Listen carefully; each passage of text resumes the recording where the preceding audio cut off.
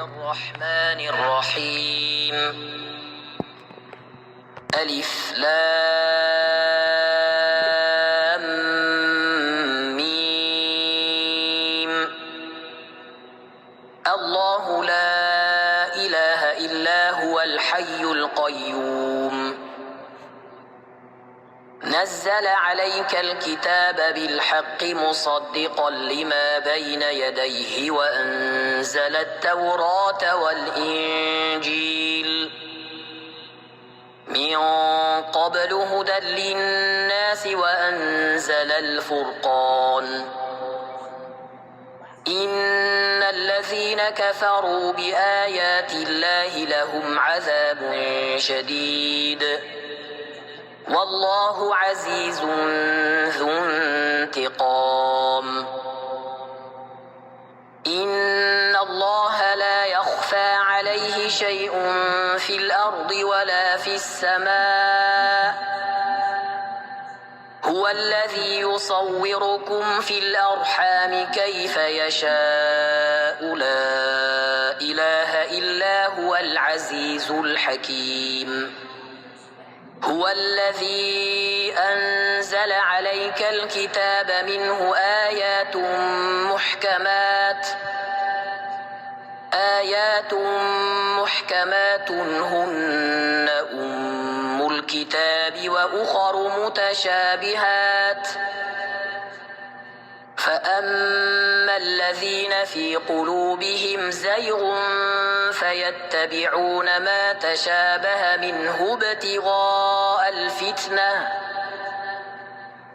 ابتغاء الفتنة وابتغاء تأويله وما يعلم تأويله إلا الله والراسخون في العلم يقولون آمنا به كل من عند ربنا وما يذكر إلا أولو الألباب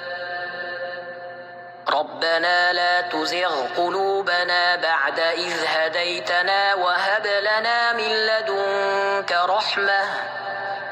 إنك أنت الوهاب ربنا إنك جامع الناس ليوم لا ريب فيه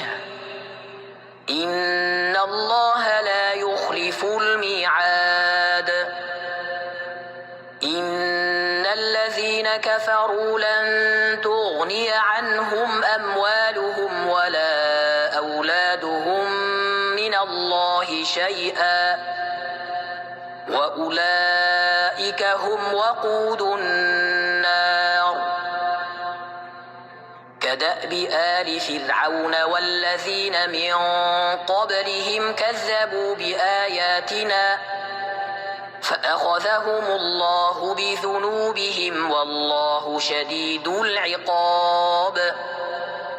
قل للذين كفروا ستغلبون وتحشرون إلى جهنم وبئس المهاد قد كان لكم آية في فئتين التقتا فئة تقاتل في سبيل الله وأخرى كافرة يرونهم مثليهم رأي العين والله يؤيد بنصره من يشاء إن في ذلك لعبرة لأولي الأبصار زين للناس حب الشهوات من النساء والبنين والقناطير المقنطرة